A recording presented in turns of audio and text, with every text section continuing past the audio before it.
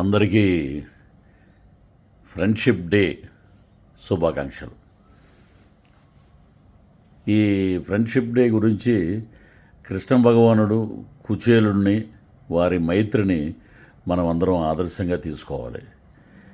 స్నేహం చేయాలి, స్నేహితులను పెంచుకోవాలి, వారి కష్ట సుఖాలు మనం పాలు పంచుకోవాలి.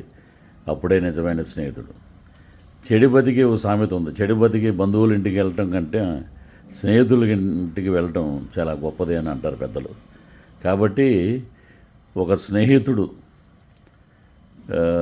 మనం గౌరవించాలి, అతనికి విలువనివ్వాలి, మనతో పాటు వారిని హ్యాపీగా ఉంచాలి.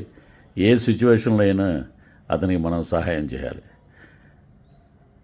అలాగే అందరూ ఉన్నారంటే కొంతమంది లేరు. కానీ స్వర్గీయ బాలసుబ్రహ్మణ్యం గారు చెప్పినట్లు ఒక్కసారి స్నేహం చేశాక ఇక ఆ బంధం కుటుంబం.